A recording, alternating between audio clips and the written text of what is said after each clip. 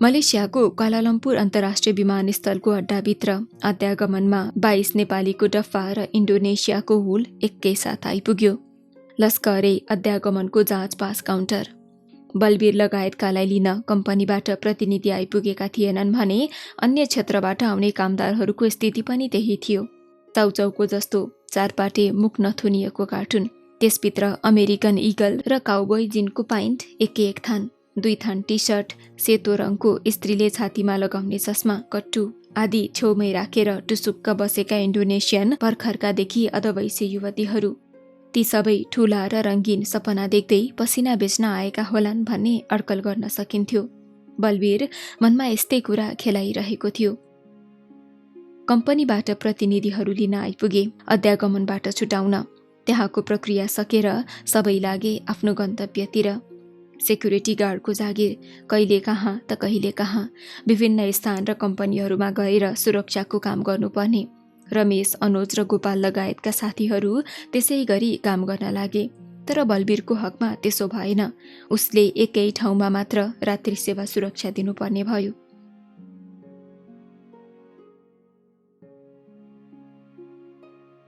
दिउँसो ओभरटाइम गर्न पाइन्थ्यो। प्राय औद्योगिक क्षेत्रमा नगरपालिका जस्तो गरी टाट तान्ने, खोल्ने र त्यस क्षेत्रमा आउने सवारी चेक जाँच गर्नेदेखि दर्तासम्म गर्नुपर्ने।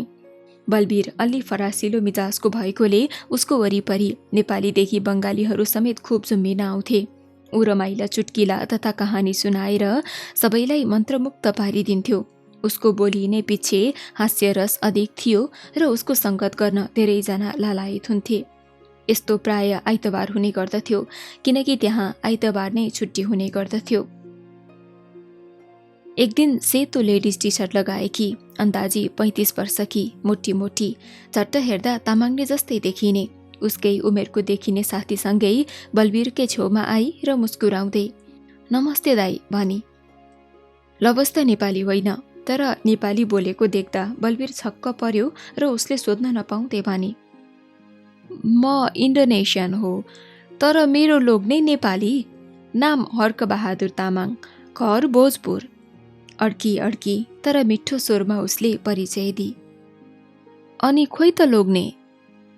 उता नेपाल गयो, अब आउँदैन भनेर अनुहार अमिलो पारेर खिसिक्क हाँस्दै जान्छु है दाई नमस्ते भनेर बाटो लागि। ऊ हस भनेर जिल्ल पर्यो।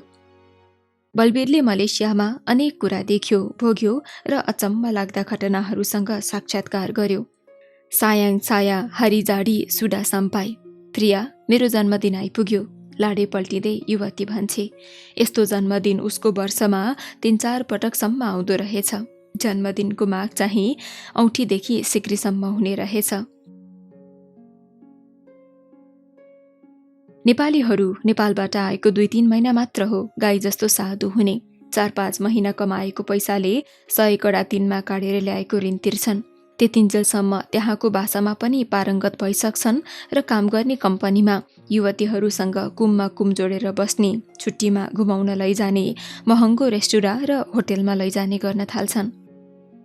मलेसियामा पुगेर काममा लागेपछि सबैले घरमा फोन गरेर ड्युटी सजिलो भएको र चिन्ता नगर्न आग्रह गरे। मलेसियामा अरू धेरै नेपाली थिए, त्यसैले खासै बिरानो त लागेन। तर विदेशी भूमिमा काममा अहोरात्र खटिनु पर्दा समेत घर परिवार, जहान, छोराछोरीको यादले सताउन छोडेन। बलवीर पनि मिठा मिठा सपना देख्थ्यो।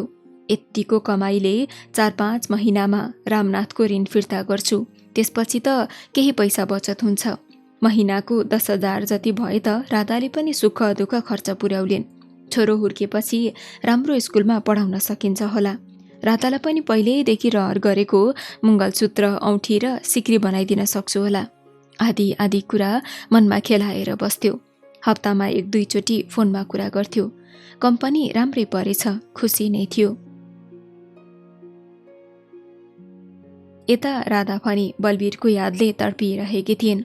24 वर्षे भरभर आउँदो यो उमेरमा उनी बलवीरको दरिलो साथ चाहन्थिन्, तर ऊ धेरै टाढा गइसकेको थियो। 2 महिनापछि बलवीरले राधाको नाममा केही पैसा पठायो। घर खर्च राखेर बाँकी रामनाथ दाईलाई बोलाएर दिनु भन्यो। राधाले पनि कोठा भाडा, रासन पानी किनेर बाँकी रहेको पैसा दिन रामनाथलाई बोलाइन्। मोटरसाइकलमा हुइकिँदै रामनाथ राधाको कोठामा आइपुग्यो। बलवीर विदेश गएपछि यसअघि पनि 2 पटक ऊ राधाको कोठामा आइसकेको थियो। बलवीरले मलाई मेरो परिवारमा केही समस्या पर्छ कि सहयोग गर्नु सैदाई भनेर गएका थिए, केही सहयोग गर्नुपर्छ कि भनेर सोधिरहन्थ्यो।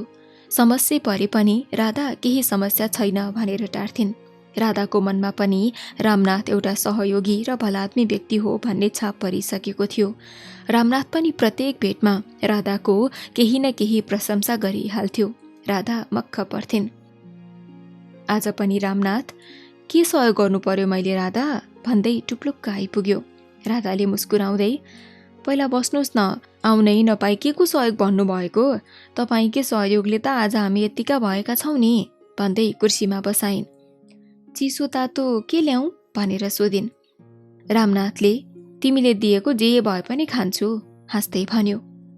हजुरसँग त कुरा गर्न नसकिने रहेछ भन्दै राधाले चिसो ल्याएर दिइन्। तिमी पनि खाऊ न, खोइ त तिमीलाई भनेर रामनाथले सोधेपछि उनले, म त खाइहाल्छु नि, हजुर लिनुहोस् न भनिन्। तर राधाले नखाई आफू पनि नखाने जिकिर कसेपछि उनले पनि खाइन्। बलवीर विदेशिएपछि रामनाथ राधाको कोठामा बाक्लै जान थालेको थियो। बलवीरले पठाएको पैसा भनेर राधाले रामनाथलाई दिन लाग्दा रामनाथले, भर्खर त गएको धेरै भएको छैन, अहिले नै किन फिर्ता गर्नु पर्यो र राधा, तिमी नै राख न, पछि दिनु नि मलाई भनेर पैसा लिन आनाकानी गर्यो। हेर, यो गलामा सिक्री कति गजबले सुहाउँछ, यो पैसाले सिक्री बनाऊ, म पछि ल्याउँला। रामनाथले राधालाई मिठा वचनले प्रभावित पार्ने गरेर बोलिरहेको थियो। राधा पनि एक साधारण महिला त हुन्। उनी पनि रामनाथका चिप्ला कुरामा बहकिन थालिन्।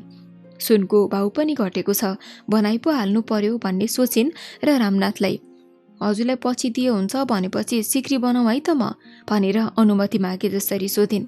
रामनाथले, कति ज्ञानी राधा भन्दै आफूतिर तान्यो। राधा पनि लाज मान्दै अलिक टाढा सरिन्। एकछिन कुरा गरेर पछि फेरि आउँछु है भन्दै बिदा भएर गयो। यता राधाको मनमा भने अनेक कुराहरू खेल्न थाले। मनमा काउकुती लाग्न थाल्यो। के गरौँ कसो गरौँ जे भयो। बलवीरलाई सम्झिन्, फेरि रामनाथलाई सम्झिन्। रामनाथले आज के गर्न खोजेको होला? रामनाथले तान्दा म उसको अँगालोमा बेरिएको भए के हुन्थ्यो होला भन्ने सोच्दै रोमाञ्चित भइन्। राधा रामनाथलाई आफ्नो कोठामा नआऊ भन्न पनि सक्दिनथिन्। दुःखको बेला उसको सहयोग सम्झिन्। अझ अहिले पैसा फिर्ता गर्न खोज्दा पनि लिन मान्दैन। कस्तो खालको मान्छे होला?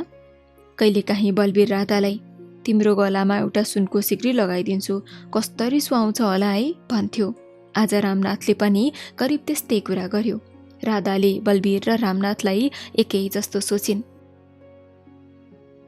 उता विदेशमा बलवीर आफ्नो ड्युटी सकेर ओभरटाइम गर्थ्यो। दिनमा 17-18 घण्टा काम गरेर बाँकी रहेको 6 घण्टा समय ऊ सुखद भविष्यको कल्पना गर्थ्यो।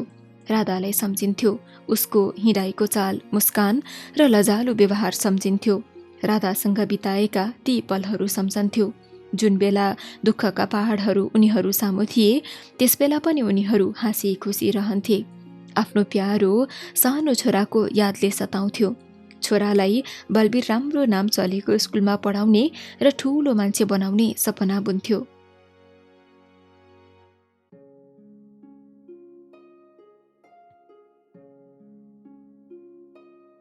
मानिस स्वभावैले स्वार्थी छ। भलै स्वार्थका रूप फरक किन नहुन्। कोही सानो सहयोग गरेर ठूलो स्वार्थ लुट्न खोज्छन्।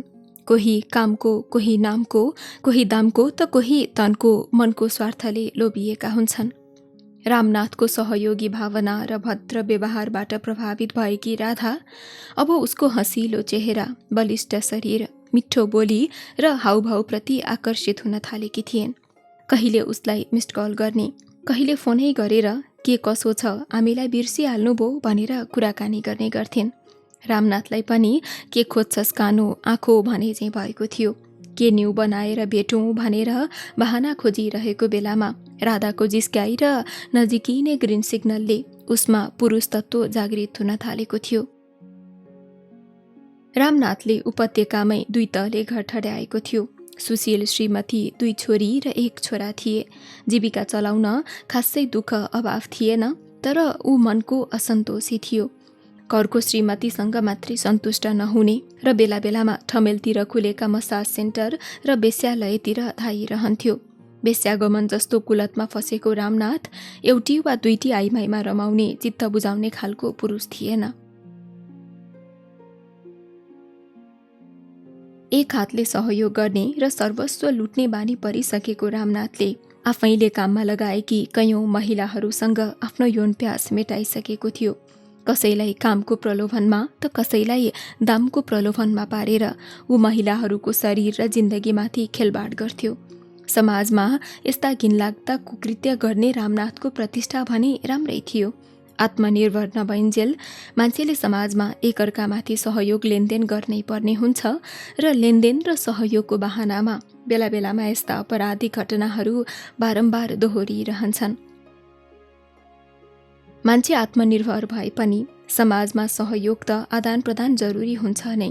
यद्यपि कसैको अनावश्यक दबावमा मन नलागी आफ्नै शरीरै सुम्पिनु पर्ने अवस्था भने रहँदैन। रामनाथको गिद्धे दृष्टिमा राधा परिसकेकी थिइन् र उसले राधासँग हेलमेल र निकटता बढाइसकेको थियो। राधा पनि रामनाथलाई आफ्नो मनको कृष्ण मान्न थालिसकेकी थिइन्। रामनाथ आउने बित्तिकै उनको मुहारमा लाली चढ्न थाल्थ्यो, शरीरमा काउकुती लाग्न थाल्थ्यो। खुसीले हो कि लाजले हो उनी भुतुक्कै हुन्थिन्। यस्तो बेलामा रामनाथ प्रशंसाका फूलहरू वर्षाउँथ्यो। राधा ललाक लुलुक्क हुन्थिन्। प्रशंसाका भोका महिलाहरू कसैले प्रशंसा गर्यो भने त्यसप्रति छिट्टै सकारात्मक भइहाल्छन्। प्रशंसा चाहे त्यो झुटो नै किन नहोस्, त्यसको ख्यालै नगरी लट्ठ पर्छन्। समाजमा पुरुष र महिलालाई हेर्ने दृष्टिकोणमा व्यापक सुधार नभएसम्म अझै मान्छे र मान्छेको भित्री मन, आत्मैदेखि नारी र पुरुष दुवैको यो धरतीमा समान अधिकार र कर्तव्य छ भन्ने महसुस र आत्मानुभूति नभएसम्म नारी त कतै पुरुष एकअर्काबाट प्रताडित भइरहनुपर्छ। यो अनन्त श्रृङ्खलाको अन्त्य कहिले होला?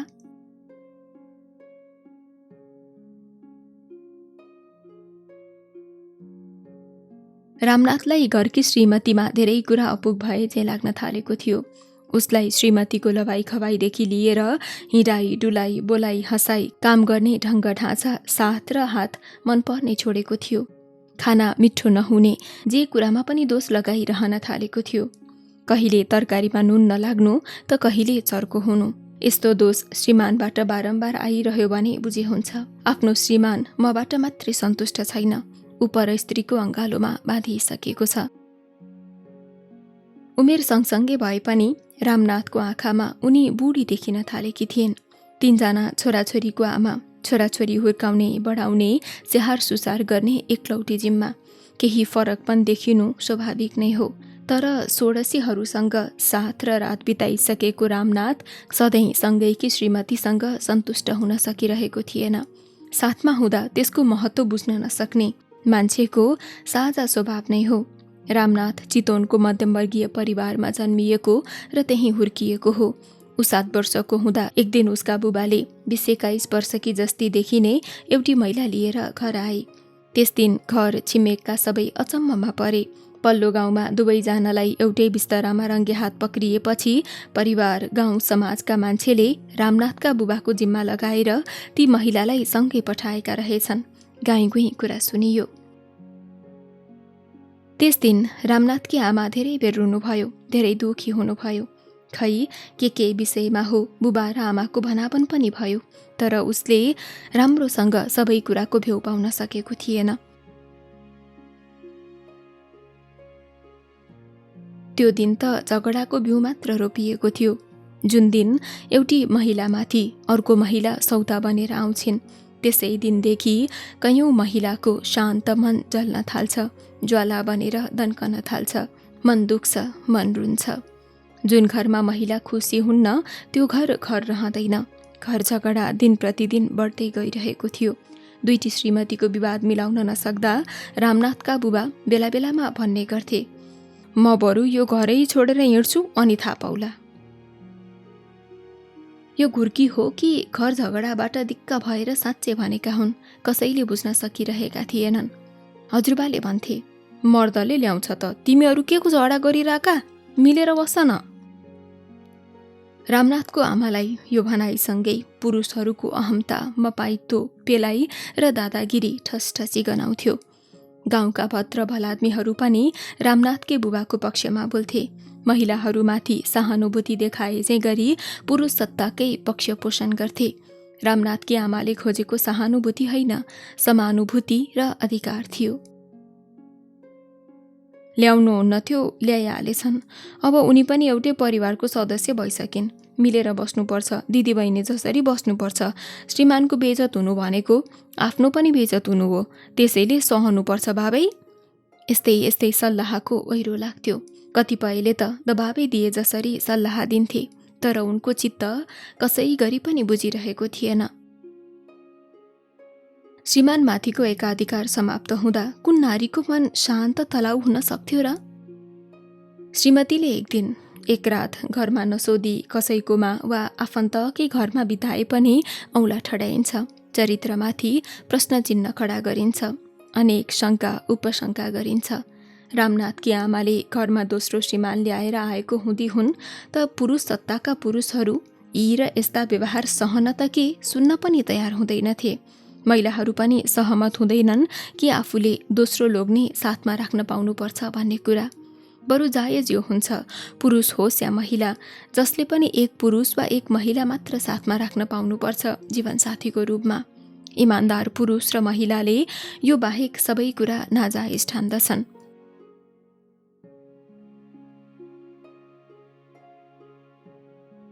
वर्षौंदेखि घरमा दुःख गरेकी, आफ्ना लागि चाहनालाई मारेर परिवारको खुसीको लागि काम गरेकी, ठूला ठूला खुसीलाई तिलाञ्जली दिएर श्रीमान र बच्चाका ससाना खुसीलाई ख्याल गरेकी रामनाथकी आमामाथि एक्कासी वज्रपात पर्यो। भगवान सम्झेको श्रीमान अर्कैलाई सुम्पिनु पर्यो आफ्नै आँखा अगाडि। कसैले खोसेको हो कि आफै गएको हो कि आफैले सुम्पेको हो, उनी ठम्म्याउन सकिरहेकी थिएनन्। देवता सम्झेको श्रीमान चाहिँ राक्षसी स्वभावको रहेछ, अहिले पो बुझ्न थालेकी थिइन्। बेला घर्किसकेको थियो, बुझाइले पश्चाताप बाहेक केही दिँदैन। रामनाथकी आमा जन्मेका सन्तान हुर्काउने र उनीहरू आफ्नो खुट्टामा टेक्न थालेपछि देवघाट धाममा जाने र धर्म कर्मतिर लागेर उतै शेष जीवन बिताउने सोचमा लागिन्। उनले श्रीमानसँगको मनको आत्मिक सम्बन्ध लगायतका शारीरिक सम्बन्धहरू सबै चटक्कै छोडिन्, तर कानुनी छोडपत्र भने गरिनन्। एउटी नारी जो पीडाले आँसुमा डुबिरहेकी छन्। दिन अन्धकार छ र रातमा सिरानी भिज्छ। उनको कस्तो पवित्र सोच, कस्तो उदार भावना। त्यहाँ प्रतिशोधको एक रत्ती गन्ध थिएन, छ त केवल पवित्रता, स्वच्छता र निर्मलताको सुगन्धै सुगन्ध। उनको ठाउँमा रामनाथको बुबा भएको भए वा कुनै पुरुष मन भएको भए र श्रीमतीले आफ्नो दोस्रो लोग्ने घरमा ल्याएकी भए, हत्या, हिंसा र अपराध, जेल जीवनको कष्टकर मानसिक यातना, प्रतिशोधको अग्निले जलेर पिल्सिएको शरीर, यस्तै यस्तै हुन्थ्यो। समय बित्दै जाँदा बिस्तारै घाउहरू खाटा बस्दै गए, तर कतिपय घाउका खाटा बसे पनि टाटा बाँकी नै थिए। रामनाथकी आमा सौतालाई बहिनी भनेर बोलाउन थालिन् भने रामनाथ सानी आमा भन्न थाल्यो। उनले सौतालाई पनि नराम्रो दृष्टिले हेर्न छोडिसकेकी थिइन्, किनकि उनले त यो सांसारिक मोहबाट मुक्ति पाउने बाटो रोजिसकेकी थिइन्। सुख दुःख, राम्रो नराम्रो, यो सबै 2 दिनको खेल हो। जे हुनु छ त्यो नभई छाड्दैन भन्ने कुरा उनले मनमा खेलाउन थालिसकेकी थिइन्। आफ्ना सन्तान स्वावलम्बी बनुन् र मेरो अभाव नखड्कियोस् भन्ने मात्र इच्छा थियो मनमा, किनकि त्यही सन्तानको पीरले उनी त्यो घर छोड्न सकिरहेकी थिएनन्। रामनाथले 2टी आमा भेट्टायो। कतिपयले एउटी आमाको पनि माया ममता भेट्टाएका हुँदैनन्। सुत्केरी अवस्थामै प्राण त्यागेर जाने आमाहरू, बच्चालाई दुध चुसाउँदा चुसाउँदै माटोमा मिल्ने आमाहरू, जसका बच्चाले आमाको स्नेह कस्तो हुन्छ सम्झि नै सकेका हुँदैनन्। केही पुरुषहरू अल्पायुमै आफ्नी जीवन सङ्गिनीसँगको साथ टुटे पनि आजीवन अर्की ल्याउँदैनन्, सम्झनामै जीवन बिताइदिन्छन्। छोराछोरीलाई आमा बाबु दुवैको माया ममता स्नेह र अभिभावकत्व दिन्छन्, दुवैको कर्तव्य र अभिभार पूरा गर्छन्। समाजमा त्यस्ता रामनाथकी आमा जस्ता महिलाहरू पनि छन् जो श्रीमानले दिएको बीजको घुटको पनि हाँसी हाँसी पिइदिन्छन्, परन्तु आफ्नो कर्तव्यबाट विचलित हुँदैनन्। चाहेको भए रामनाथकी आमाले पनि दोस्रो विवाह गर्न सक्थिन्। श्रीमानले गर्न हुने, मैले किन नहुने, यस्तो सोचाइ आएको भए।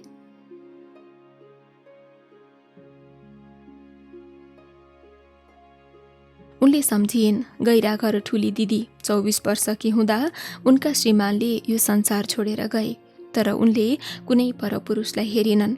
आफ्नो एकमात्र छोरालाई हुर्काइन्, शिक्षा दीक्षा दिइन् र अहिले सबैको देवी जस्तै मान सम्मान पाएर बाँचिरहेकी छिन्। यसबाट पनि उनले राम्रै शिक्षा पाएकी थिइन्। बिराउनेले बाटो बिराए पनि उनकै पछि लाग्नु बुद्धिमानी लागेन उनलाई। श्रीमानको जस्तो गल्ती गर्ने विचार मनमा आउन दिएन उनको ब्रह्मले। गलत कामको सिको गर्नु कुनै कोणबाट पनि उचित ठानिनन् उनले। अहिले नै घर छोडेर जाउँ कि, छोरो मस्त निदाएको बेलामा बिहान सबैले निस्क्यौँ कि। कतिपल्ट यस्तो नलागेको होइन आमालाई, तर निदाएको बालकको शान्त मुहार हेर्थिन्। उनको छाती चर्केर आउँथ्यो र एक कदम पछि हटेर आफ्नो योजना पर सार्थिन्। दुईटी छोरीको बिहे गरिदिइसकेकाले उनको बाटोको तगारो अब रामनाथ मात्र थियो।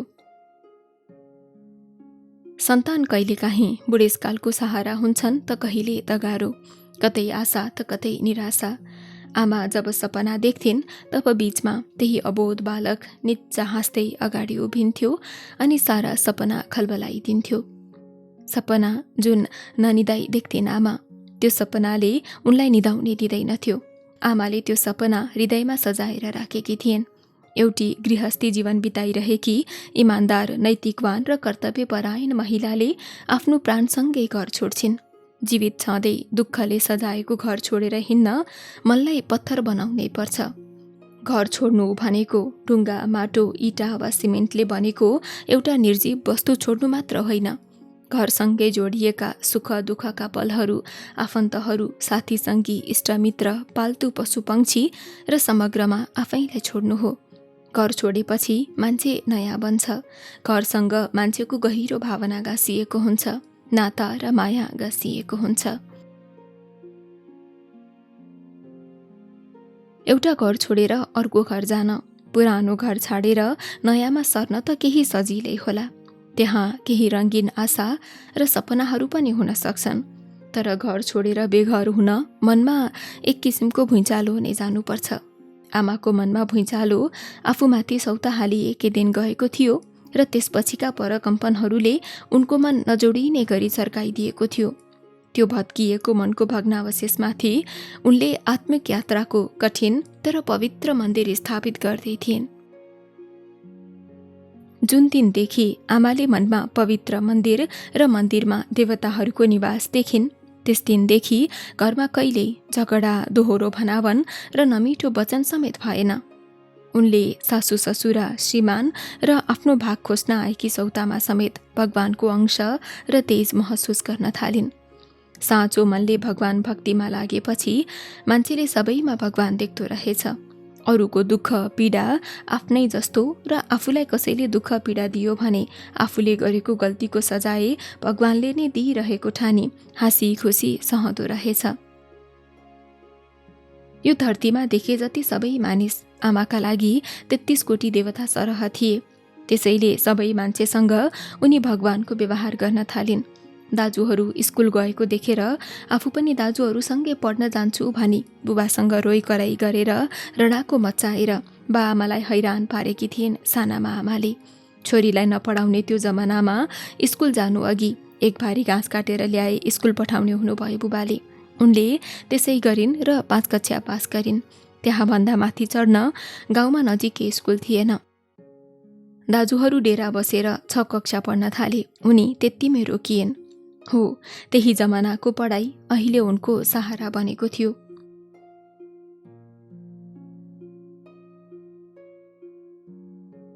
माइत जाँदा आमाले टिको लगाएर दिएको पैसा र बाख्रो पाठो पालेर बेच्दा जम्मा भएको केही पैसा जोरजाम गरेर उनले महाभारत, रामायण, गीता, देवी भागवत आदि धार्मिक ग्रन्थ र पुस्तकहरू किनिन्। यस काममा रामनाथले पनि धेरै सहयोग गर्यो आमालाई, बजारबाट किताब किनेर ल्याइदिन र नपुग पैसा थप्नलाई। मामा घर जाँदा मामा माइजू दाई र बुबाले कहिलेकाहीँ दिएको पैसा उसले आमाको लागि किताब किन्न थपथाप गरेको थियो। आमालाई धर्मशास्त्रका किताबसँगै उसले आफ्ना लागि मुनामदन गौरी र केही कथाका किताबहरू पनि किनेर ल्याएथ्यो। पुस्तकप्रति रामनाथको पनि निकै मोह थियो।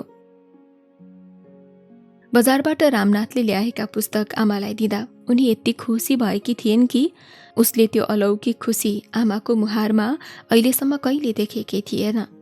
उनको मुहार तपक्क बलेको थियो र उनी त्यसबेला साक्षात् देवी सरस्वती जस्तै देखिएकी थिइन्। आमासँग परिवारका कसैले पनि रिसराग गर्दैनथे। समाजमा पनि उनको राम्रो र असल बानीको परिचर्चा हुने गर्थ्यो। सासू ससुराले पनि पहिलेको भन्दा माया गर्न थालेका थिए। उनीमाथि सौता हालेर हिँड्ने श्रीमान र सौता समेत उनीप्रति अहिले सकारात्मक भइसकेका थिए। आकाशमा बादलको सानो धब्बा पनि देखिँदैनथ्यो। सूर्यले पुरै शक्तिका साथ आफ्नो किरणहरू धरतीमा फ्याँकिरहेको थियो र यति बेला मध्याह्नको 12 बजेको थियो। घरको पहिलो तलाको बीचको कोठामा उत्तरतिर एउटा झ्याल थियो। गमलामा रोपिएको मनी प्लान्टको लहरे बिरुवा त्यही झ्यालको बाटो गरी बाहिर निस्किएको थियो, कुनै हतार नगरिकन। आमालाई रुख बिरुवा र हरियाली खुब मन पर्थ्यो। आमा त्यसै कोठामा चकटीमा बसेर महाभारत पढ्दै थिइन्। कामको व्यस्तता, घर परिवारको रेखदेख, खेती किसानी र गाई भैँसी बाख्राको स्याहार सुसारमा धेरै वर्ष बिताएकी आमाले धन्न अक्षर चाहिँ बिर्सेकी रहिनथिन्। सुरुका दिनमा भन्दा हिजो आज पढ्न उनलाई निकै सजिलो भए झैँ लागिरहेको छ। सबै कुरा बानी त रहेछ नि, आमा एक्लै गुनगुनाउँथिन् कहिलेकाहीँ।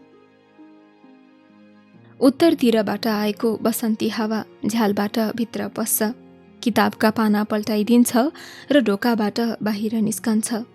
यही बेला बिरालोको चाल गरी लुसुक्क एउटा मानव आकृति आमाको कोठाभित्र पस्छ। उनी त्यसलाई कुनै वास्ता गर्दिनन्, तर त्यो आकृति उनकै छेउमा घुँडा मारेर बस्न खोजिरहेको हुन्छ। यसो त्यता हेर्छिन्, त्यहाँ उनको भूतपूर्व श्रीमान दुखी भएर शिर निहुराएर बसिरहेको थियो। ऊ बोल्न खोजिरहेको थियो, तर शब्दहरू घाँटी खोलेर बाहिर निस्कन सकिरहेका थिएनन्। पहिले पहिले कोठामा एक्लै भेट्दा यति बेला उनले आमालाई जिस्काइरहेका हुन्थे, समाइसकेका हुन्थे। आमा पनि लाजले राति पिरी भइसकेकी हुन्थिन्। तर जुन दिन उनले सौता भित्राए त्यस दिनदेखि उनीहरू बीच पति पत्नीको सम्बन्ध कायम छैन। अहिले उनी आफ्नै पत्नीको अगाडि एउटा जघन्य अपराधी सरह पीडा बोधले शिर निहुराएर बसिरहेका छन्।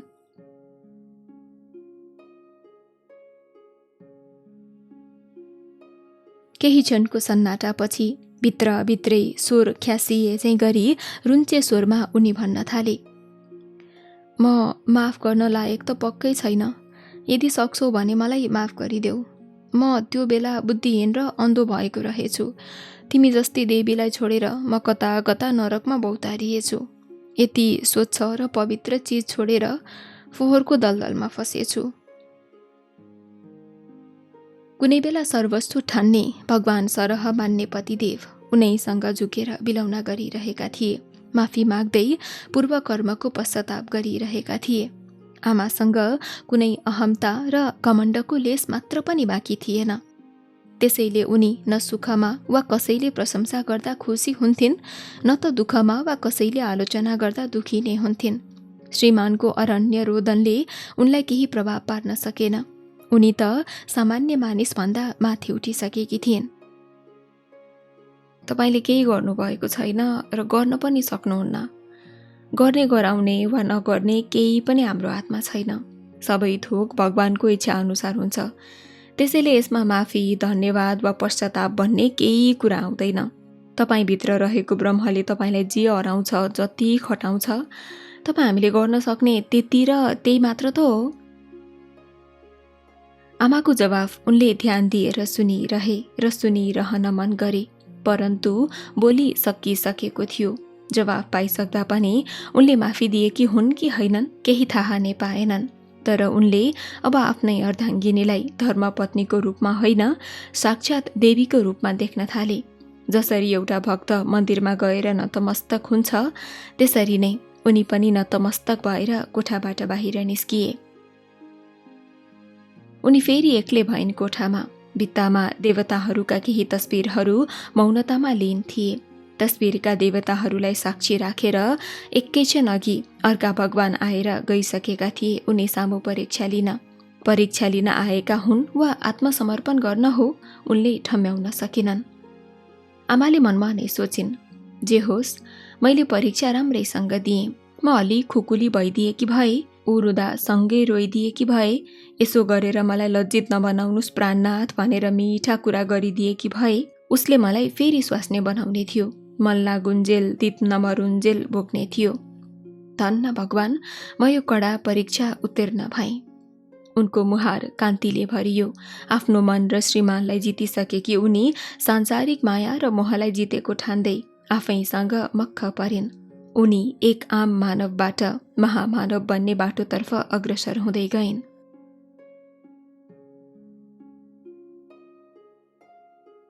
रामनाथ एसएलसी प्रथम श्रेणीमा उत्तीर्ण भयो। नजिकै रहेको वीरेन्द्र बहुमुखी क्याम्पसमा पढ्नु भन्ने परिवारको आग्रहलाई अस्वीकार गर्दै ऊ साथीको लहलहीमा लागेर काठमाडौँ जाने भयो। काठमाडौँमा उसका मामा काका फुपू दिदीहरू समेत भएकोले बस्न खान त खासै समस्या नपर्ला भन्ने सोची उसलाई काठमाडौँ पठाउने निदो भयो। 15 दिन खुसीले बित्यो त्यो परिवारको। भोलि बिहान रामनाथ काठमाडौँ जाने पक्का पक्की भएको थियो। रातभरि आमाले उसलाई अगाउँजी हेर्न खोजिन्, तर मन खाली खाली नै भइरह्यो। उनी आफ्नो प्यारो छोरालाई हेरेर अतृप्तै भइरहन्। समयमै क्याम्पस जानु अनि समयमै कोठामा आउनु, आफ्नो ख्याल गर्नु आदि सम्झाउँदै आमा रामनाथको टाउको सुमसुम्याइरहेकी थिइन्। रामनाथ त पुसुक्कै निदाएछ। माया मोह जिते भनेर मक्ख परेकी आमाको माया सन्तानप्रति अझै बाँकी नै रहेछ। आफूसँग भएका रहल पहल, बाक्साको कुना काप्चा, थैलीको चेपचाप सबै हेरिन् र छोराको लागि केही पैसा जम्मा गरिन्। झोलामा उसलाई चाहिने कपडा, तौली, रुमाल, काइयोदेखि लिएर मोजासम्मका सामानहरू पट्याएर हालिदिएन्। कपडा पट्याउँदा पत्रमा उनका आँसुका ठिक्काहरू तपतपी खसेका थिए।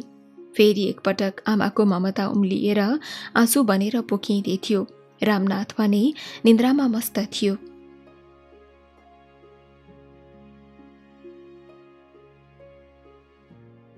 उनी त्यो रातभरि जागैरहिन्।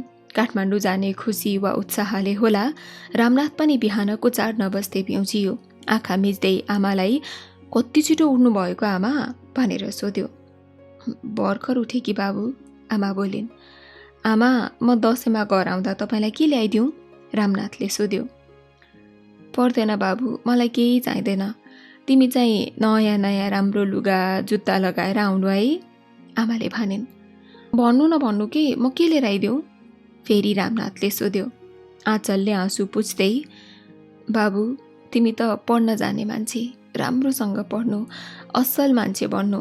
तिमी असल मान्छे भयो भने मेरो लागि त्यही सबैभन्दा ठुलो कोसेली हुनेछ भन्दै बाहिर निस्किन् आमा। सिँढीमा ओर्लिएर यताउता धुनुफुनु गरिन् र आफूलाई सम्हालेर फेरि कोठामा गइन्।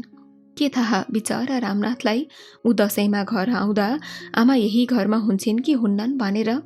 घरका अरू मानिस पनि उठ्न थालेका थिए। केही बेरपछि बुबा पनि रामनाथको कोठामा आइपुगे।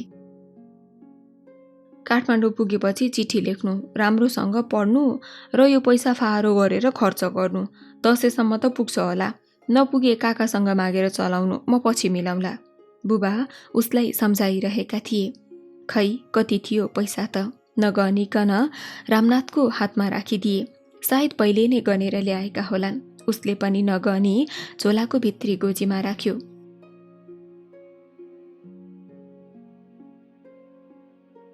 हिँड्ने बेला भयो। मूल ढोकानेर दलानमा दुईतिर आमखोरालाई कलश बनाएर राखिएको थियो। हजुरआमा कचरामा दही लिएर उभिनु भएको थियो। रामनाथले झोला भिर्यो। दुवै कलशको मुखमा भएको फूलको थुङ्गाले पानी छर्कियो। हजुरआमाको हातबाट दही खायो। हजुरआमा, हजुरबुबा, बुबा, आमा र सानीमाबाट पालैसँग टीका र आशीर्वाद थाप्यो। एकपटक सबैको अनुहारमा हेर्यो। सबैका अनुहार मलिन र अँध्यारो थियो। पानी पर्नु अघिको बादलले सूर्यलाई छेकेर बनाएको आधा अन्धकार जस्तो। रामनाथमा भएको खुसी र अनुहारमा भएको उज्यालो पनि ओह्रालो लाग्यो। सबैसँग बिदा भएर ऊ बाटो लाग्यो। बुबा भने रामनाथसँगै पछि लागे। नारायणघाट पुगेपछि ऊ काठमाडौँको बस चढ्यो। बुबा एक्लै घर फर्किए। बाटोको सिटमा बसिरहेको रामनाथको मनमा खुल्दुलीले उदुम मच्चाइरहेको थियो। आमाले पैसासँग एउटा कागज दिनुभएको थियो मामालाई दिनु भनेर। त्यसमा के लेखेको होला उसले नहेरी बस्न सकेन। बाबु बान्जाको ख्याल गर्नु मन भए पनि। दिदी गीता। यति थियो त्यो पानामा, तर त्यसलाई सिङको पृष्ठमा एकदम होसियारी साथ लेखिएको थियो। आमालाई यति कुरा लेख्न कति घण्टा प्रसव वेदनाले चाहिँ सताएको थियो। छटपटाहट भएको थियो। पढ्ने बित्तिकै वास्तविक अर्थ ठ्याक्कै नखुल्ने तर त्यतातिर सङ्केत पनि गर्ने आमाको भित्री चाहना थियो। सायद त्यो लेखाइमा त्यो भाव झल्किन्थ्यो। थोरै शब्दमा गहन भाव र स्पष्ट निर्देश थियो त्यहाँ। त्यो पानालाई उसै गरी जतनले पट्याएर राख्यो रामनाथले, जसरी आमाको हातबाट पहिले पट्याएको थियो। यति थोरै कुरा पनि के लेख्नु भएको होला आमाले? म मुखले भनिदिइहाल्थेँ नि बिर्सन्छ होला भनेर। मलाई अझै पनि सानै देख्नुहुन्छ आमा, तर म त एसएलसीमा फर्स्ट डिभिजन ल्याएको मान्छे पो हो त। चान्चुने दिमागले कहाँ ल्याउन सकिन्छ फर्स्ट डिभिजन? कृष्णे सधैँ फुर्ती गर्थ्यो पढाइमा, तर गणित र अङ्ग्रेजीमा गुल्टिएछ। बसभित्रै रामनाथ सम्झनाको पहाड चढ्दै थियो, भित्री मधेसबाट क्रमशः उकालो र घुम्तीहरू पार गर्दै।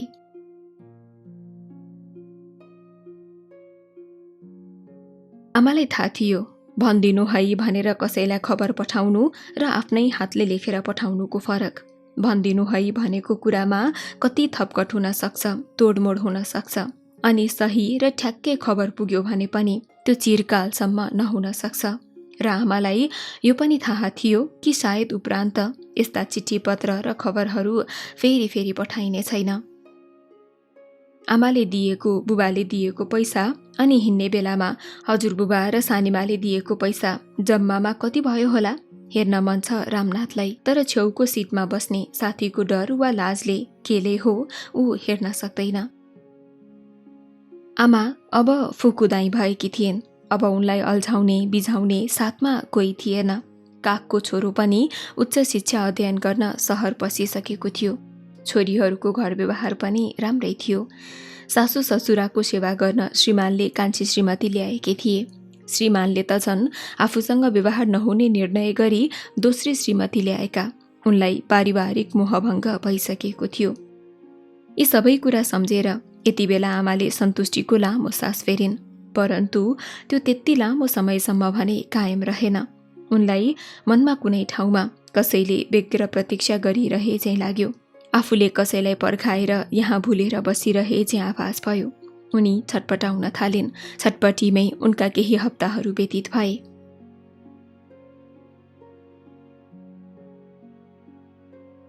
रामनाथले काठमाडौँबाट गाउँ फर्कने साथीलाई चिठी पठायो। घरमा चिठी हात परेपछि सबैले ध्यानपूर्वक सुने। रामनाथले सबैलाई यथोचित सम्बोधन गर्दै आफू आनन्दपूर्वक बसिरहेको र आफ्नो चिन्ता नगर्न अनुरोध गरेको थियो। चिठी सुनेर सबैजना खुसी भए। सबैभन्दा बढ्ता त आमा नै खुसी भइन्। अब रामे पनि आफ्नै खुट्टामा उभिन सक्ने भयो। अब उसको लागि मैले खाना पकाउने, फकाउने, खुवाउने, लुगा धोइदिने, पट्याइदिने गरिरहनु पर्दैन।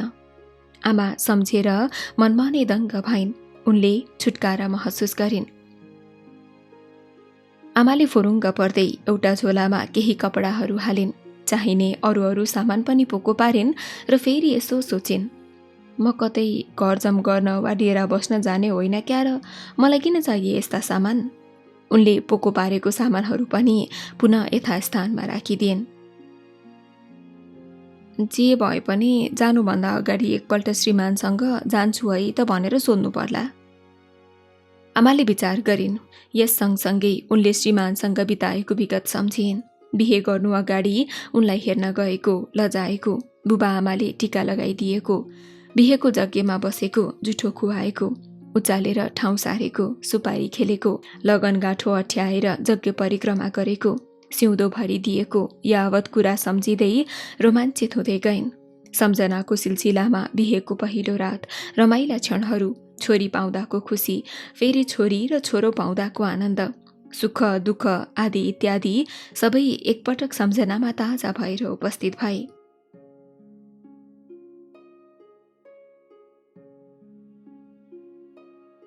सम्झनाको, अनुभूतिको यो मिठो यात्रा 8-10 वर्ष अघि जब श्रीमानले आफूमाथि सौता हाले तब दुर्घटनाग्रस्त भयो।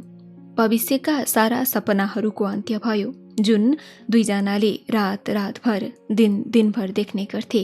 ती सुन्दर सपनाहरूको स्थानमा श्रीमानले खै के देख्थे आमालाई थाहा भएन, तर उनी भने क्रमशः पहिले देखेका सपनाहरूलाई पन्छाउँदै बिर्साउँदै भगवानको निकट हुन थालेकी थिइन्। आखिर र अन्तिम एकमात्र सत्य त्यही राम रहेछ भनेर रामनाम जप्न थालेकी थिइन्। के सोध्नु बुढालाई, कान्छी ल्याउँदा उनले मलाई सोधेर सल्लाह गरेर ल्याएका हुन् र उनले चाहिँ जे गर्दा पनि मलाई सोध्नु नपर्ने, मैले मात्र सोध्नु पर्ने हो। यही भएर त हो हामी नारीहरू पछाडि परेका। आमाले मनमा यस्तै नाना थरीका कुराहरू मनमा खेलाइरहन् धेरै बेर धेरै दिन। मैले म जान्छु है भनेर सोद्धा उनले नजाऊ जानु पर्दैन भने पनि मेरो यात्रा रोकिने होइन। कसैको मन राख्न सोधे जस्तो देखाउन किन नाटक गरिरहनु पर्यो र? यो कृत्रिमता किन देखाइरहनु पर्यो? उनको मनभित्रको हरिले यसै भन्यो। मिरमिरे उज्यालो नहुँदै चितवनको रामनाथको त्यो घर, त्यो कोठाबाट एउटा मानव आकृति बाहिरियो, जहाँ रामनाथ र आमा वर्षौं त्यो घर त्यो कोठामा बस्दथे। उज्यालामा सब थोक देखिन्छ। देखेपछि माया मोह लाग्न थाल्छ। रोक्न खोज्ने मान्छे, विभिन्न अवरोधहरू आउन सक्छन्, टोलैभरि हल्लाखल्ला हुन सक्छ। यी सब कुरालाई ख्याल गरेर त्यो घरलाई राति नै छोडिन् आमाले। उज्यालोमा आमाले घर अगाडि रोपेका शिरीषका फूल, जुन अहिले निले भएर फुलेका थिए, हरियो दुबोको सानो चोक्टा आँगनीमा बनाइएको तुलसीको मठ र गोडमेल गरेर चिटिक्क पारेर राखिएका अनेक फूलका बोटहरूले उनको बाटो छेक्न सक्थे। मान्छेसँगै निदाइरहेको पशु पक्षी र बोट बिरुवाहरूलाई समेत छलेर उनी अगाडि बढिन् त्यो कालो तर शान्त र सुनसान रातमा। त्यो यात्रा गाह्रो वा सजिलो कस्तो हुन्छ उनी आफैलाई थाहा थिएन, थियो त केवल भगवान भरोसा।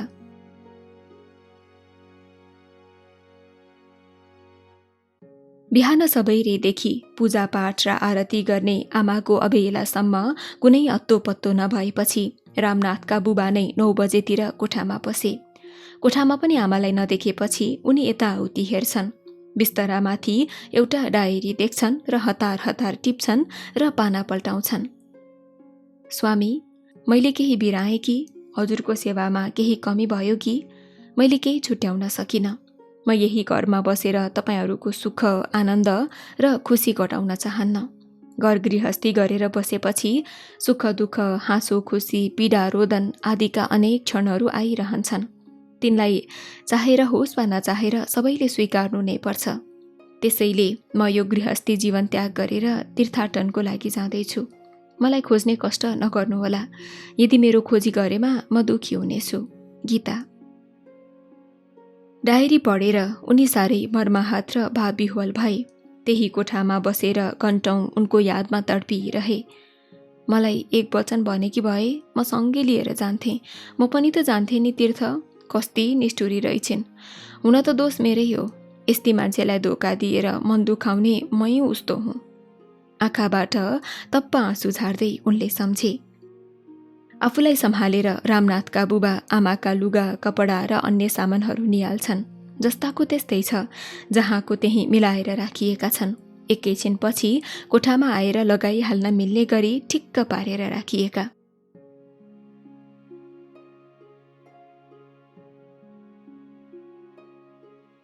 उता रामनाथ पनि मामाको घरमा बसेर क्याम्पस पढ्न जाने आउने गर्दै थियो। फुर्सदमा आमालाई सम्झिएर बस्दथ्यो। आमाले गरेको माया ममता गाली पिटाई सबै सम्झन्थ्यो र जे भने पनि जसो गरे पनि आमाले मेरै लागि गरेकी रहिछिन् भन्ने कुरा बल्ल बुझ्दै थियो। आमाको यादमा उसले लेखेको कविता क्याम्पसमा मोती जयन्तीको अवसरमा आयोजित कार्यक्रममा वाचन गरेर आफ्नो प्रतिभा देखाउने मौका पनि पाएको थियो। त्यो कविता वाचनपछि कलेजका अग्रज र गुरुहरूबाट पनि उसले स्याबासी र हौसला पाएको थियो। यो कविता उसले दशैंमा घर जाँदा आमालाई पनि देखाउने र सुनाउने विचार गरेको थियो। आमाको माया।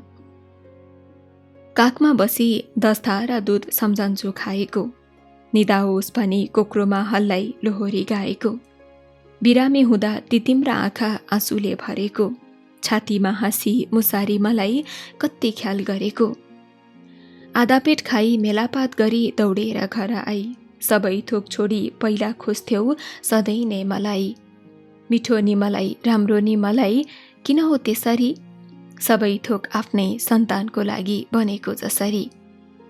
त्यो दुब्लो शरीर काम गर्थ्यो आमा दिनरातै नभनी, यो चाहियो भन्दै त्यो चाहियो भन्दै सताउँथे म पनि, फकाई फुलाई कोखाई कोखाई गरेर खुवाउने, सम्झँदा अहिले भक्कानो छुट्छ मनमुटु रुवाउने।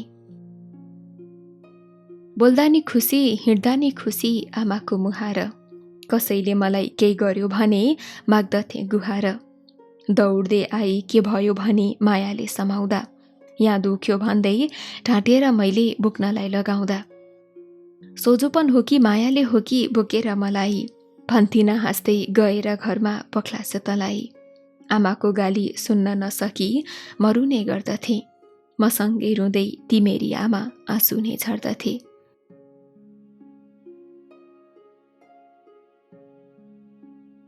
आमाको आँसु तप्केर मेरा गालामा झर्दथे, ती ठुली मान्छे रोएको देखि म छक्कै पर्दथे, मसँगै आमा रोएको देख्दा म चाहिँ हाँस्दथे, रुवाई र हाँसो के होला अर्थ नबुझी नाच्दथे।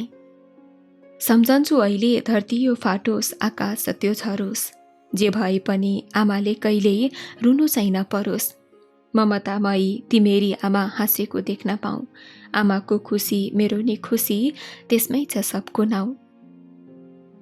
आमाको हातले पिँधेको पिठो सम्झन्छु त्यो लिटो, एकपल्ट अझै खानलाई मन छ हुन्थ्यो नि क्या मिठो, 84 व्यञ्जन किन हो आजकल लाग्दछ नमिठो, खोलेर फाँडो सिस्नो र साग मिठो थियो त्यही पिठो। आमाको हात सदा सर्वदा मेरै शिरमाथि होस्, अगाडि बढ्दा केही गर्नु पर्दा आशीर्वाद साथी होस्, आमाको दुःख दर्द र पीडा अहिले पो थाहा भयो, आमाको काख आमाको माया अहिले पो आहा भयो। काठमाडौँ बसाइको रमाइलो अनुभव र यो कविता लिएर रामनाथ कर जाँदा आमा घरमा थिएनन्। एकछिनसम्म त कतैबाट आउँछिन् कि भनेर बाटो हेर्यो, तर निकै बेरसम्म पनि आमालाई कतै नदेखेपछि उसको धैर्यताको बाँध टुट्यो। सानीमासँग सोध्यो, आमा खोइ त सानीमा? सानीमाले जवाफ दिन अन्कनाउँदै गर्दा बुबाले भने, माइत गएकी छिन्, 2-4 दिनपछि आउँछिन् बाबु। आमालाई नभेटेर रामनाथको मन नरमाइलोसँग मिलियो। मामा घर दिदीको घर कतै पनि आमाको पत्तो नलागेपछि रन्थनिएर रामनाथ पुनः काठमाडौँ नै फर्कियो। यसपालिको दशैं जीवनकै सबैभन्दा खल्लो र नरमाइलो दशैं भयो रामनाथलाई। पिङ खेल्ने, खसी काट्ने, टीका लगाउने जस्ता रमाइला र महत्त्वपूर्ण काम पनि उसका लागि खल्लो र निरस साबित भए।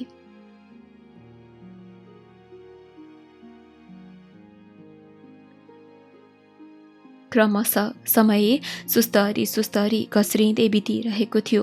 रामनाथले आई कम्पनी ब्याक लागेर बल्ल तल्ल पास गर्यो। उसको तेजिलो दिमाग आमाको सम्झनामा र नभुल्नमा परेको थियो। ऊ घर पनि जान छाड्यो। घरबाट उसका लागि पढाइ खर्च पनि आउन बन्द भइसकेको थियो। उसका मामा घर बनाउने ठेकेदार थिए, त्यही भएर ऊ पनि मामासँग फिल्डमा जान थाल्यो।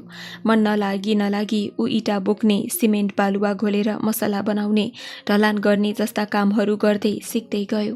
त्यहाँ अनेक साथीहरू भेटिए, अनेक थरीका साथीसँग सङ्गत हुन थाल्यो। समयसँगै क्रमशः रामनाथ पनि सानातिना काम ठेक्का लिने, मान्छेहरूलाई काममा लगाउने गर्न थाल्यो। बिस्तारै अलि जोखिमयुक्त कामहरू पनि गर्न थाल्यो।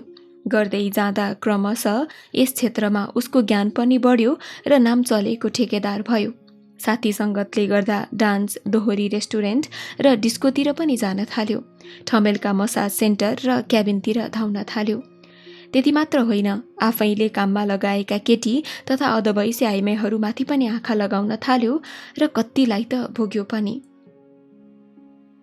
परिवारले देखेको सपना अनि आमाले मेरो छोरो ठुलो भएपछि यस्तो हुन्छ उस्तो हुन्छ भनेर गरेको कल्पना क्रमशः बिथोलिँदै गइरहेको थियो। उसलाई पढाउने गुरुहरूले समेत देखेका ऊ माथिका ठूला ठूला आशा, विश्वास र सपनाहरूमाथि तुषारपात हुँदै थियो। मामाले भान्जाको चाल निको नदेखेपछि एउटी केटी खोजेर बिहे गरिदिन पाए सही बाटोमा आउँथे कि भन्ने ठाने।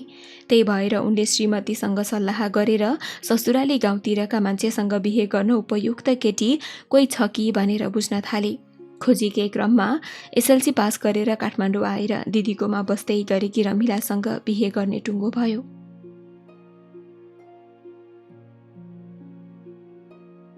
रामनाथका घरमा पनि खबर पठाइयो उसले बिहे गर्दैछ भनेर, तर घरबाट कोही आएनन्। साइत जुराएर भद्रकाली मन्दिरमा गई रामनाथ र रमिलाको बिहे सम्पन्न गरियो। बिहेमा रामनाथले आमालाई धेरै सम्झियो। आमाले के बनाउने सोच्नु भएको थियो, आज म के भइरहेको छु, भित्रभित्रै सम्झनाहरू मडारिरहेका थिए। बिहेपछि रामनाथको जीवनशैली, दैनिकी निकै परिवर्तन भएको थियो। उस समयमा डेराबाट निस्कने र समयमै आउने गर्न थाल्यो। डिस्को, डान्स र दोहोरी रेस्टुरेन्टतिर, क्याबिन र मसाज सेन्टरतिर जान पनि बिल्कुलै बन्द गरिदियो। उसका तत्कालीन आवश्यकताहरू सबै श्रीमतीबाटै पूरा भइरहेका थिए। यति सुन्दर र सुशील जीवनसाथी पाएकोमा रामनाथ धेरै खुसी थियो। ठेकापट्टाबाट कमाएको केही पैसाले उनीहरूले सल्लाह गरेर भक्तपुरमा 6 आनाको घडेरी पनि किने। रामनाथको ठेकापट्टाको काम पनि राम्रैसँग फस्टाएको थियो। साथै जग्गा किनबेच गर्ने घर जग्गा कारोबार पनि सुरु गरिसकेको थियो रामनाथले त्यो बेलासम्म। डेरा भाडा तिर्दा तिर्दा वाक्क भएका, त्यहाँ माथि घरबेटीको सधैँको किचकिचले गर्दा उनीहरूले आफ्नै घर भइदियो हुन्थ्यो भन्ने त सोचे, तर 4 भन्ज्याङभित्र घर बनाउन सोचे जस्तो सजिलो थिएन। सुविधा सम्पन्न ठाउँमा एउटा सुन्दर घरको कल्पना त धेरैको हुन्छ, तर त्यो कल्पना यथार्थमा परिणत भने कोही कोहीको मात्र हुन्छ। घडेरी जोडिसकेको र कमाई पनि राम्रै भएकोले रामनाथलाई भने घर बनाउन त्यति गाह्रो थिएन। घर बनाउने सम्बन्धी ज्ञान र लागत, कामदार सम्बन्धी राम्रो जानकारी थियो उसमा, किनकि अहिलेसम्म उसले सयौं घरहरू, महलहरू ठडाइसकेको थियो उपत्यकामा, तर आफ्नो लागि भने सधैँ डेरा जिन्दाबाद थियो।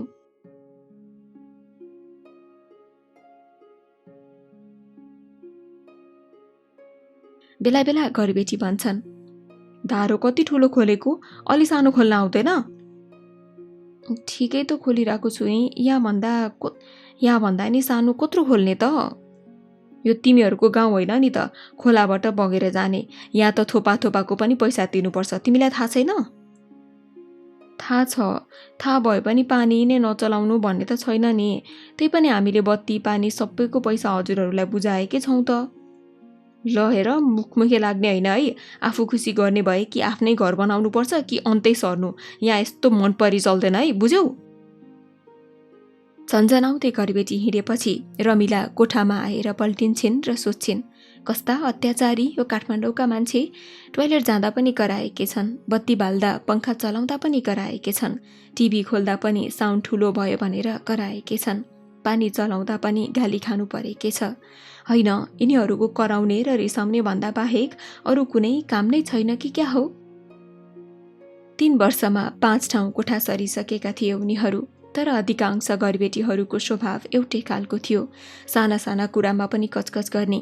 जैसी देवलमा बस्दाका घरबेटी भने अत्यन्तै मिलनसार र बुझकी थिएन्। कहिल्यै गाली नगर्ने, आफ्नै छोराछोरी जस्तो गर्ने, मिठो चोखो पकाउँदा बोलाउने।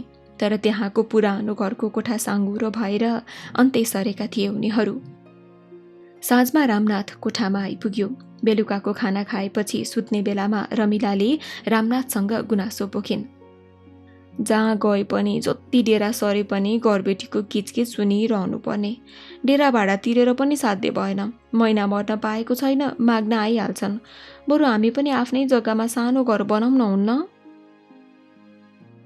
रामनाथ मुसु मुसु हाँस्दै भन्छ, आज पनि तिम्रो घरबेटीसँग झगडा परे जस्तै छ त होइन त? यस्तै गफ गर्दै उनीहरू सुते। रामनाथको अँगालोमा सुतेकी रमिलाले अनेक गरेर घर बनाउन राजी बनाइन् रामनाथलाई।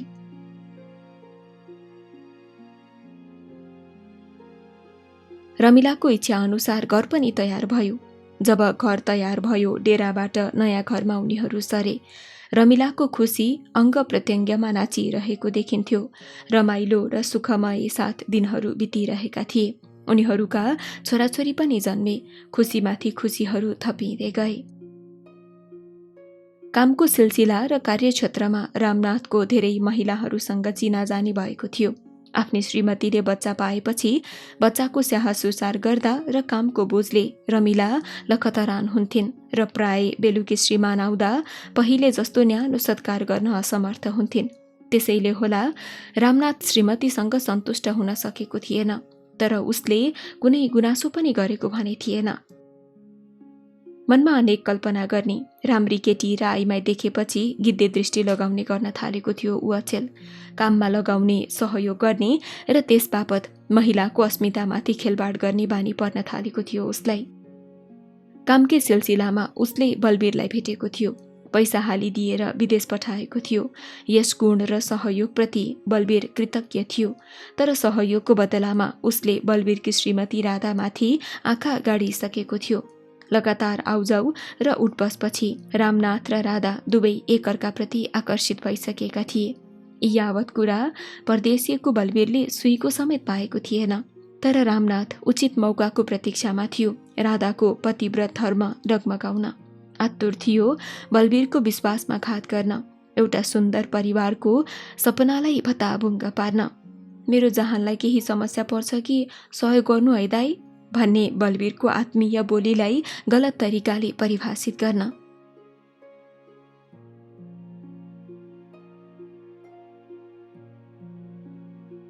रमिलाको धेरै दिनदेखिको आग्रहलाई अस्वीकार गर्न नसकेर सानो छोरालाई समेत साथै लगेर उनीहरू भगवान पशुपतिनाथको दर्शन गर्न गए। लाइनमा बसेर आफ्नो पालो आएपछि दर्शन गरे। दर्शन सकेर घर फर्कने बेलामा रामनाथले एउटी परिचित नारी अनुहार देख्यो। झुक्किने कुरै थिएन। ती महिला रामनाथकी ठुली दिदी थिइन्। छेउमै गएर उसले दिदी भनेर बोलाएको सुनि हेर्दा त आफ्नै प्यारो भाइलाई देखेर दिदी पनि छक्क र खुसी एकैसाथ भइन्। उनीहरूको भेट नभएको पनि वर्षौं भइसकेको थियो। आमाले घर छोडेदेखि त्यही सालको दशैं बाहेक घर गएको थिएन रामनाथ। आमा बिनाको घर जस्तै लाग्दैन उसलाई।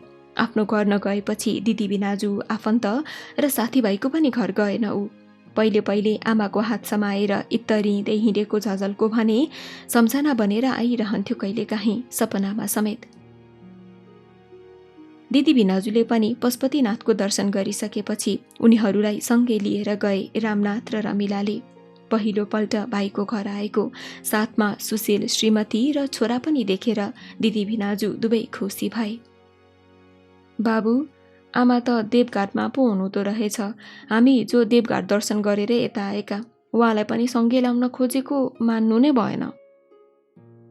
दिदीका कुरा रामनाथले यति उत्साह र खुसीका साथ सुन्यो कि त्यहाँ भगवान स्वयं उपस्थित भएर उसलाई केही सुनाइरहेका छन्।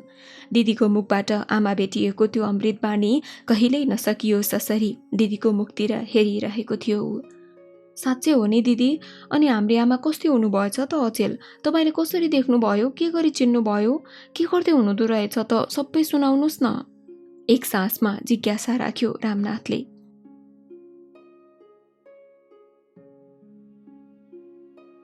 देवघाट दर्शन गर्न भनेर जब हामी त्रिशुली तरेर पारी गयौँ, अनेक मान्छेहरूको भिड थियो। कोही दर्शन गर्न आउने श्रद्धालु भक्तजनहरू, कोही त्यो मनोरम दृश्यहरू हेरेर रमाइलो र ज्ञान आर्जन गर्न आउने विदेशी पर्यटकहरू, त कोही त्यहाँका रैथानेहरू पनि थिए। सबैका उद्देश्य आफआफ्नै थिए। आउने ठाउँ अनि जाने ठाउँ पनि आफ्नै आफ्नै थिए। तर त्यहाँ पुगेपछि जस्तै मान्छेको मन पनि त्रिशुलीको कञ्चन र निर्मल जल जस्तै हुन्छ जस्तो लाग्यो मलाई त। हामीले दर्शन गरेपछि पनि केही बेर घुम्ने र सुस्ताउने विचार गर्यौं। आमा हराउनुभन्दा 2 महिना अगाडि भेट हुँदा नानी तीर्थ जान मन लागेको छ भन्नुहुन्थ्यो, तर मलाई त्यसरी कहिले घर नफर्कने गरी जानु होला जस्तो लागेको थिएन। उहाँले घर छोडेपछि मलाई लागेको थियो काशी जान पाए आमालाई भेटिँदो, तर वर्षौँ बिते, सम्झनाहरू कम होलान् भनेको झन् गाढा हुँदै गए।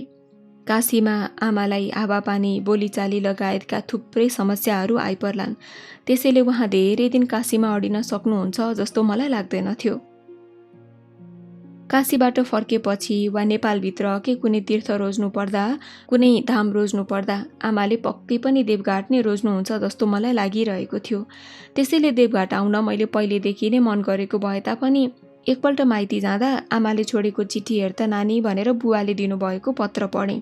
त्यसमा लेखिएको थियो, मेरो कसैले खोजी नगर्नु, यदि मेरो खोजी गरेमा म दुखी हुनेछु। त्यही भएर आउन चाहँदै पनि म देवघाट आउन डराइरहेकी थिएँ। यसपालि चाहिँ जे पर्ला पर्ला भन्ने सोचेर भिनाजुलाई पनि राजी गराएर देवघाट आएँ। रिसाउनु भए पनि आफ्नै आमा त हो नि, म मेरी आमालाई रिसाएको वा खुसाएको जस्तो अवस्थामा पनि देख्न भेट्न चाहन्थेँ। आमाको अनुहार एकपटक अगाउँजी मनभरि आँखाभरि हेर्न चाहन्थेँ भाइ। आमा देवघाटमा हुनुहुन्छ भन्ने कुरा मलाई केही थाहा थिएन, तर मेरो भित्री मनले सधैँ देवघाटतिर डोर्याइरहेको हुन्थ्यो। मलाई त्यसरी तान्ने के चिज हुन सक्छ र? आत्माले भन्यो, तँलाई जन्म दिएर 10 धारा दुध खुवाउने मान्छे त्यतै छिन्। मलाई त साँच्चै विश्वास पो लागेर आयो।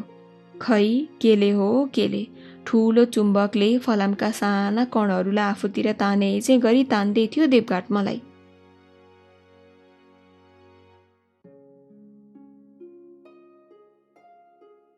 देवघाटमा थुप्रै माईहरू हुनुहुन्थ्यो। 40-45 उमेर कटेकादेखि लिएर हाम्री हजुरआमाको उमेरका माईहरू पनि देखिन्थे। तर मेरो मनले खोजेको मेरी आमालाई कतै देखिरहेको थिइनँ। यताउता घुम्दा घुम्दा लखतरान भई थाकेपछि एउटा बुढो पिपलको रुखको शीतल छहारीमा सुस्ताउने विचारले बस्यौँ। अलि परबाट 70 वर्ष कटेकी जस्ती देखिने एउटी बुढी माई लट्ठी टेक्दै हामीतिरै आइरहेकी थिइन्। हामीले उनलाई निहालेर हेऱ्यौँ। तिनी त हामी बसेकै शीतल छहारीमा आएर खुइँया गर्दै बसिन्। भिनाजु भन्दै हुनुहुन्थ्यो, तिम्री आमा यहाँ भेटिन्नन्, त्यसैले खोजी गर्नु व्यर्थ छ। तिमी त आमाको उमेरका सबै आइमाईलाई आमा जस्तै देख्छौ। तर मलाई पूर्ण विश्वास थियो कि एक न एक दिन म आमालाई जसरी पनि भेट्छु भन्ने। तर तिम्रो भेना मलाई उडाउनुहुन्थ्यो। म जब्बर थिएँ, किनकि मेरी पो आमा हुन् त, भिनाजुको त होइनन् नि। म आफ्नो आशाप्रति दृढ अठोटले भरिएकी थिएँ। मलाई लाग्यो 9 महिनासम्म आमाको र मेरो आन्द्रो गाँसिएको थियो। उनले र मैले फेर्ने श्वास, खाने खाना एउटै थियो। अर्थात् उनी मेरो लागि आफ्नो मुखबाट खाना र श्वास लिन्थिन्, फेर्थिन्। मेरो शरीरमा बगिरहेको रगत आमाकै त हो।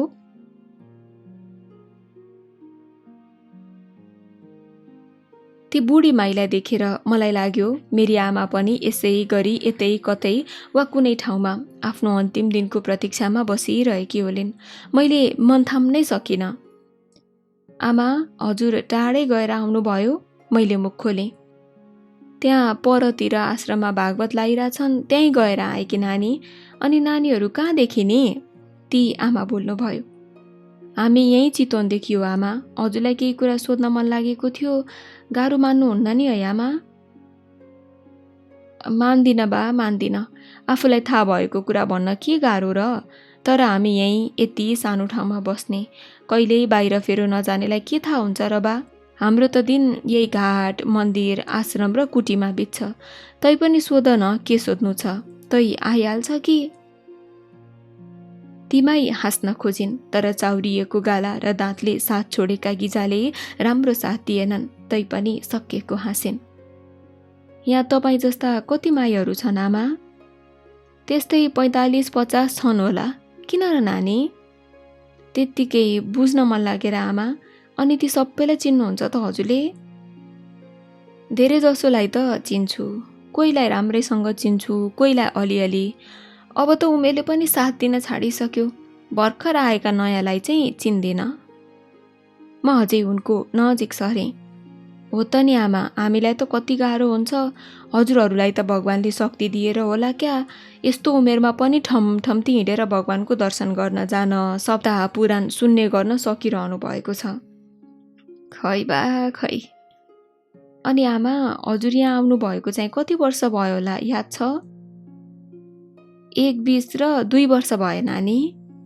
अनि हजुरको जन्म थलो चाहिँ? पूर्व 3 नम्बर ओखलढुङ्गा हो बा। यसो भन्दै गर्दा उनको मुहार मलिन हुँदै गइरहेको थाहा पाएँ। विगतमा त्यो बेला घटेका घटना र सम्झनाहरू ताजा भएर आए हुन् सायद। मलाई भित्रैसम्म जान मन थियो, तर त्यसको लागि उहाँसँग एक दिन छुट्टै बस्ने निश्चय गरेर प्रसङ्ग मोडेँ।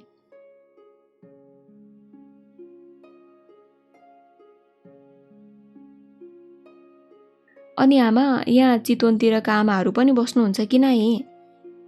छन त छन् नानी, 4-5 जना छन् क्यारे। मुटुको ढुकढुकी बढ्न लागिरहेको थियो। चितवनको 1 जना मात्रै छन् भनेको भए पनि मेरो आशा मर्दैनथ्यो भने अहिले त 4-5 जना नै छन् भन्ने थाहा पाउँदा त्यसमध्ये मेरी आमा पनि छिन् भन्ने लागेर हो कि? चितवनका कसलाई चिन्नुहुन्छ आमा? नामले भन्दा पनि अनुहारले पो चिन्छु बा म त। उनी नाम पनि सम्झने कोसिस गरिरहेकी थिइन्, तर सफल भइरहेकी थिएनन्। आमा, कसैको पनि नाम सम्झन सक्नु भएन हो? कोसिस गर्नु न है।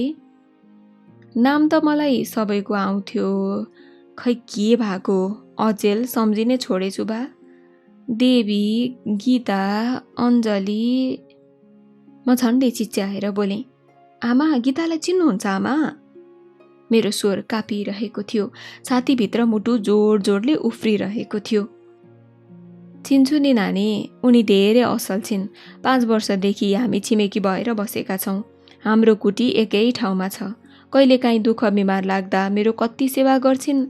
मलाई आफ्नै आमा अझै गर्छिन्। सबैको आँखाको नानी जस्ती पो छिन् त गीता।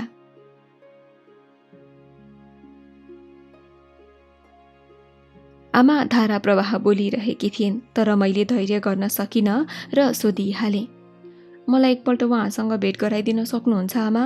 एकपटक जसरी भए पनि भेट गराइदिनुहोस् न आमा। उनी बोलिनन्। मैले अनुनय विनय गरेँ, तिमी गीताकी को हौ नानी? म उहाँकी छोरी हुँ, जसरी भए पनि भेट गराइदिनुहोस् न है आमा। लौ आऊ त मेरो पछि। हामी लुरु लुरु उहाँको पछि लाग्यौँ। किन र आमा, हाम्रो आमाले कसैलाई भेट्नुहुन्न र अघि गाह्रो मान्नु भएको? पहिले भन्थिन्, मलाई कोही खोज्न आयो भने छैन भनिदिनु होला। विशेष गरी कोही लोग्ने मान्छे आयो भने चाहिँ भेट गराउँदै नगराउनु भन्थिन्। ए, बुबा लिन आउनुहुन्छ भन्ने डरले होला, मैले मनमा नै सोचेँ। लहरे 5-6वटा कुटी थिए। ती माईले हामीलाई सुरुबाट तेस्रो कुटीमा लिएर गइन्। भित्रैबाट एउटा मधुर आवाज कानमा ठोकिरहेका थिए। मेरा मुटुका धड्कन तेज भइरहेको थियो। ती माईले बाहिरबाट भनिन्, गीता, बाहिर निस्क त, को आएको छ? क्षणभरमै एउटी गेरु वस्त्र लगाएकी माता कुटी बाहिर निस्किन्। मेरा आँसु अडिएनन्। तिनी त मेरै आमा थिइन्, जसले 9 महिना कोखमा अनि 2-3 वर्ष काखमा राखेर हुर्काएकी बढाएकी थिइन्। म आमालाई गर्लममा गालो हालेर उहाँसँग एकान्तमा बसेर मनभरि रुन चाहन्थेँ, तर उहाँ त एउटी आम आमा भन्दा माथि उठेकी अर्कै लोकी मान्छे चाहिँ लाग्यो र मैले त्यसो गर्न सकिनँ। आफ्नो मनलाई सम्हालेँ।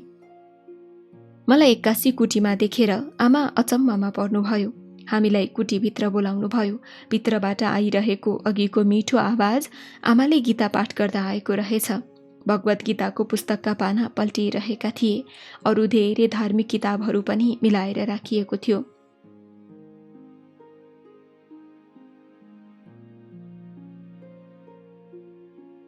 एकैछिनको भलाकुसारी र सुख दुःखका बातचित मारेपछि मैले आमालाई हामीसँगै घर जाउँ भनेर कति कर गरेँ, तर उहाँले पटक्कै मान्नु भएन।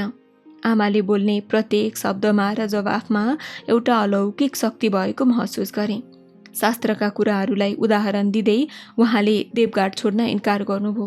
मैले भने हाम्री आमा हाम्री मात्रै नभएर सबैको साझा आमा भएको अनुभूति गरेँ। साँझ पर्ने बेला भयो। आमा हामीसँग फर्किन मान्नु नै भएन। हामी पनि त्यहीँ बस्ने अवस्था भएन, त्यसैले फेरि छिट्टै भेट्न आउने बाचा गरेर हामी आमासँग छुटियौँ। दिदी, त्यसो भए भोलि बिहान हामी फेरि देवघाट जाउँ ल, आमालाई भेट्न। रामनाथले दिदीलाई भन्यो। दिदीले कुनै एकिन जवाफ दिएनन्। रामनाथ त्यो रातभरि निदाएन। रामनाथले आमालाई त भेट्यो, तर आश्रमबाट एकदम निराश र लज्जित भएर फर्कियो। आमाको दर्शन गर्ने र सकेसम्म सँगै लिएर फर्कने आशामा देवघाट पुगेको ऊ आफ्ना केही खराब बानी व्यवहारलाई पनि नारायणीमा बगाएर एक्लै फर्कियो। सानैदेखि धर्म कर्ममा मन लगाउने आमालाई देवघाटको धार्मिक वातावरणले यस्तो जबरजस्त बनाइदियो कि पवित्र स्थल देवघाट आश्रम, त्यहाँको सत्संग र त्यहाँ बहने पवन, पानी र गुन्जने ध्वनि बिनाको उनको श्वास बन्द हुनेछ। रक्त सञ्चार अनि इन्द्रियहरू स्वतः बन्द हुनेछन्। रामनाथको भने सातो पुत्लो उडेको छ। त्यस्ती मायालु आमाले उसलाई यसरी सम्झाइन् कि त्यसरी अरू कसैले भनेको भए ऊ झगडा गर्ने थियो, सके हात छोड्ने थियो। देवी जस्ती आमाको अगाडि भने ऊ भिजेको मुसा झैँ लुत्रुक्क परेको थियो। उसलाई लाग्यो आमालाई थाहा नहुने केही रहेनछ। रामनाथको कानको जालीमा आमाका शब्दहरू गरुङ्गो घन भएर ठोकिरहेका थिए। आमाको मधुर स्वर चट्याङ भएर छातीमा पोलिरहेको थियो।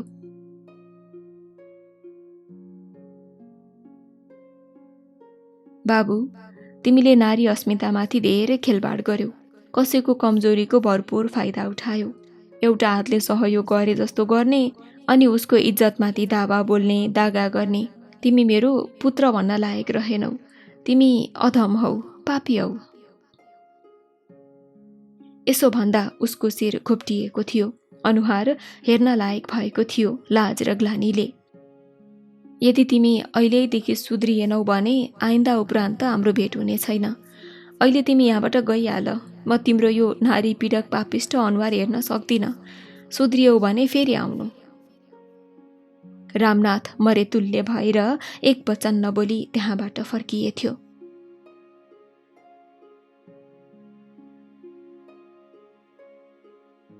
आमालाई देवघाटमा भेटेर आएपछि रामनाथमा एक्कासी ठूलो परिवर्तन देखिन थालेको थियो। आफ्नो काम सकेपछि तुरुन्तै घरमा आउँथ्यो र कि त बच्चाहरूसँग बस्थ्यो कि एक्लै टोलाएर बस्थ्यो। घुम्न डुल्न पुरै छोडिदिएको थियो। राधाले भने उसलाई पटक पटक फोन गरेर वाक्क लगाइरहेकी थिइन्। पहिले पहिले राधाको फोन आउँदा खुसीले फुरुङ्ग पर्ने रामनाथ आजकल भने झर्को मान्न थालेको थियो। एकपटक उनको कोठामै गएर राम्ररी सम्झाएर आउनु पर्यो, उसले मनमा नै सोच्यो। रामनाथले फोन गर्यो। राधा, तिमी कहाँ छौ? तिमीलाई भेट्नु थियो। म त कोठामै छु, हजुर सवारी होस् न त। राधाले मस्का लगाउँदै भनिन्। हजुरको मर्जी। रामनाथ आउने भएपछि राधाको मन त्यसै त्यसै चञ्चल हुन लाग्यो। चङ्गा सहरी हावामा माथि माथि उड्न थाल्यो। कोठामा रुम स्प्रे छर्केर सुगन्धित बनाइन्। 2 ग्लास दुध तताइन् र आफूलाई सकेसम्म श्रृङ्गारेर राम्री बनाइन्। रामनाथ कोठामा आइपुग्यो। उसले मुस्कानले स्वागत गर्दै आज कताबाट घाम झुल्क्यो भनेर कटाक्ष गरिन्। रामनाथ बसिसकेपछि किचनबाट 2 गिलास दुध र बलबीरले विदेशबाट ल्याएको काजु फ्राई गरेर एउटै प्लेटमा लिएर राधा रामनाथको सत्कारमा हाजिर भइन्। दुवैजनाले गफ गर्दै दुध र काजु खान थाले। राधा रामनाथको नजिकै बसेकी थिइन्। यो पटक उसको शरीरलाई छुने गरी अझै नजिक सरिन्।